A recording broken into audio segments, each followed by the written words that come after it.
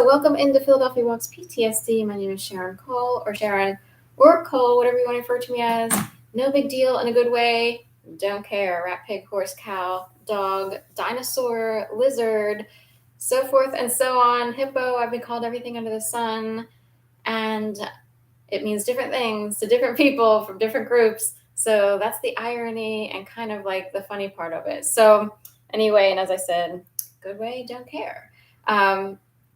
I am coming on here for day 128 of my one video each day, 365-day campaign raising money for a life lost, stolen, robbed, raped, beginning in 2011, the fourth Monday of, to extreme harassment and entire setups, skits, scenarios, the whole nine yards, which incredibly damaged my ability to function totally as a normal person. I'm somewhat okay today, somewhat, but this is how many years later? And we're talking 12, 13 years. And it is an issue where the brain can't figure out, or the opportunities aren't there to find normal work again. So the fourth Monday of January 2011, I was made to believe I'd be murdered in my apartment. This was by a series of orchestrated events, an entire environment, ambiance, sounds, people, all kinds of things occurred in the wee hours of the morning, after the bars have closed, and before people really wake up in general. So when most people wouldn't be aware, that's when they pulled this off. So someone who seriously wanted to hide what they were doing did this. I did believe it was the last night of my life. I was trembling, convulsing. I couldn't hold the phone. Turns out when you're petrified or scared, terrorized that much, your muscles go limp. My voice wouldn't come out. I was stunned for a minute or two. I don't really know how long. Then I called my sister. Then I called the police. Kept thinking that my call would be rerouted by the CIA to people who would pretend to be police, or it's hard to explain, but this was created, and I have no idea what to do about it. All these years later, I've been able to write about it, but on my dime, self-published, all the hard work on my time, hard to explain. But anyway, and this, as if that weren't enough, the games commenced.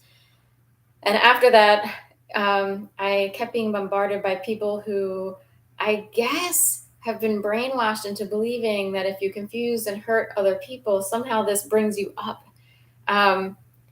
in a certain world. I do wonder if some of the people who participated are infiltrated on the dark side and are willing to continue looking like jackasses, basically, in order to curry favor and keep gaining or climbing a ladder on the dark side of humanity. I don't know where. I have no idea if people are hardwired to not understand anything about, violating other people's human rights.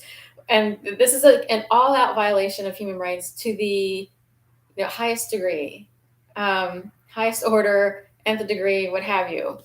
But I wanted to talk today mostly about, and I can't forget to say that when I tried to call my mom, who was living with my aunt in Jacksonville, Florida, I got, we're sorry, the phone number you're trying to reach has been disconnected. So that means their phone lines were cut just in time for this to kick off.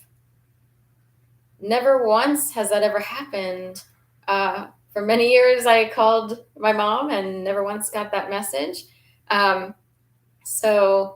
it was, in fact, a thing that somehow the wire was severed in the back. My mom just figured critters or animals. They lived in Florida, so they just figured did a raccoon get to it? They had no idea what caused this sort of severing of this cord. I immediately saw it as someone cut that. Someone made sure that happened to add to the terrorization of my experience. It was like being in a science fiction movie. It was very much like that. There were so many things going on, but I'll speed this one up and talk about one of the games being played, which is a biggie, would be rejection and abandonment. And this parallels something that my mom experienced many, many years ago. When I was a toddler, or during the early 70s, late 60s and early 70s. I was born in 1970. But a lot of people sort of left my mom in a very short period of time. So what my mom experienced was, her own sister and her sister's husband and their two kids upped and moved to Florida not too long after, and right around the divorce that my mom would experience. Our grandparents, or my mom's mother and father, upped and moved to Florida to be near them, where they could kind of retire in like a trailer park down there. Oddly, grandfather down there 3 weeks and passed away almost immediately. So my grandmother spent those years alone. He worked for Amtrak as a lineman. It wasn't called Amtrak back then. It was something like Conrail, or it was really like Pennsylvania Railroad something or other back then.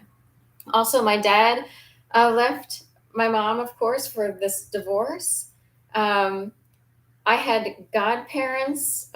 Back then, my mom asked people to be godparents for my sister and also myself. Um, the people who were my godparents, they upped and moved to Texas. And the godparents of my sister were and weren't available. They weren't like totally local. They wound up living in Pennsylvania. They kind of left. I don't know exactly the time period, but I think they had already or were planning to leave because of a job change. And where once the godfather of my sister worked for DuPont, so they also left. So a whole bunch of people cleared house right when my mom was experiencing a divorce, or either leading up to or during the time of the divorce.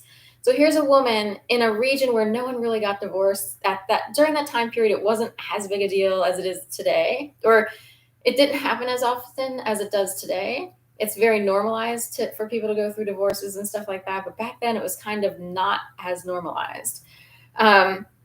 So she was left abandoned, like probably stunned, scared, sad, angry, frustrated, she mostly sad and like angry, and lonely, because all of a sudden all these people disappeared while she's sitting there with two kids. She had worked prior.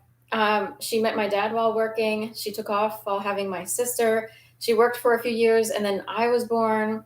So, but when I was born, she wasn't working during that time period. And that's the time period when the divorce was sort of come about. And this revelation that someone else, my dad wound up with someone who actually showed up to our baby showers. So she was considered somewhat of a friend and lived further up the street with her husband and two kids. So all of that between 1971, 1972, that's a lot to absorb and to handle. And I kind of wonder if my experience is a parallelization of my mom's experience. I don't know what the similarity would be. We both have O negative blood, and I think we were the only ones born with O negative blood in most of our family. I don't know who else had it other than maybe our grandmother, like my mom's mother. So when I experienced my experience, the fourth Monday of January 2011, same thing happened. All kinds of people disappeared, abandoned, no one's around. It's kind of, my sister was available. She did come up to help. It's in the realm of, it was so like, what I experienced was so abnormal to my surroundings, at least I thought, unless people played along and were part of it and they were the antagonists. But I kind of see a parallel going on. Also, the weather, we had a major blizzard and tons of snow that year, just kept snowing. We had cabin fever situations, or the news would talk about cabin fever in 2011 because it snowed so much that people stayed inside. So anyway, point being, my experience might be in line with what my mom experienced, but a new modern form of it. So there were a lot of people I considered friends because I was volunteering with different groups. I was also running. I was part of a dragon boat race team. I did all kinds of things, and felt like I found people and like a niche in society and people I could network with. And a lot of those people fell short of being like supportive, really good friends, or people left altogether. And rejection and abandonment those are among the worst things that people experience in life. No one wants to feel unloved or totally rejected. A lot of people have learned how to get past those things. But when you have so many people doing it, or people will purposely enter your life and leave, or even family members who you think are highly skilled in, say, therapy or similar, they will actually say and do things that are opposite of supportive. And you're wondering, that's like, it's too hard for the brain to compute the sort of, what do I want to say, the dichotomy or the paradox, or, that it doesn't make sense that someone in this position would behave a certain, the opposite of that which you would expect. And that's been part of my experience all along. I have worked in places where there's advocacy and counseling offered. There was a place called Women in Transition that I worked for, and I was shocked that people behaved the opposite of that which is preached at that place. It was disturbing. So these people live opposite lives, and they're brainwashed to believe that it's hard. It's like kind of like you're standing there thinking they don't make sense. I actually wonder if they really don't see the truth, or if I don't know what to say. It's, things make sense when you do the right thing, and they don't know how to do that. There's a book called People of the Lie.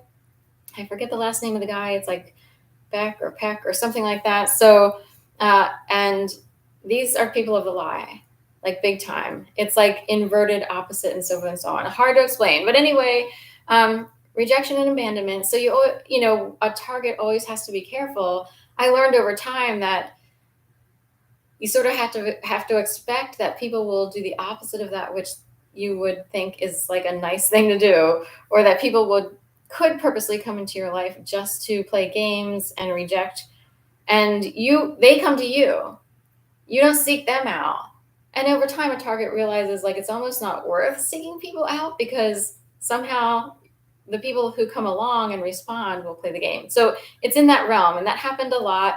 Or people will play games to the point of, they'll kind of be nice and maybe meet up for coffee, but they'll play a game of every time you're available, they're not available. So that situation, I know that's like kind of a common thing, but it gets too much, where it's like they'll list 6 dates, and all of those dates are the dates that you can't, and the ones that you can, they can't. So it's in that realm. This is kind of stuff that happened a long time ago. These days, I really don't rely much on other people, just because I expect that they're sent from the the dark side. So I don't really expect much from people at all. And that seems to be a song that people sing, like, don't expect much. It's icing on the cake. But it's interesting because there's a lot of people who wind up in marriages that last a long time, or second marriages or third marriages. And,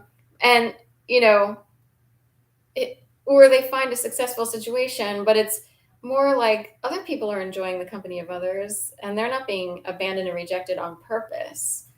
So anyway, this is just something that came up. We're human beings. We need to be social on some level. And sometimes you have to find, that social outlet through work, or, if you can't find it, through trusting relationships or so forth and so on. But that's it. When you're a target, the perpetrators will use abandonment and rejection in a big way, in a very hurtful way, because even if you're not really reliant on, say, a friend or so forth and so on too much, their words can hurt, where it's like, you're the one, you came in here and now you're like throwing daggers at me, and you didn't really do anything. So it's hard to explain. But anyway, rejection and abandonment. Most people don't love those things. And some people will use it to their advantage, or to constantly chip away at a person's soul, psyche, and just overall respiratory and system. It's this body, but our bodies need love, acceptance, or respect, not to be like chipped away at constantly. It's death by 10,000 cuts. And one of the layers of the 72,000 layer cake would be rejection and abandonment. So thank you so much, and have a beautiful day. All right.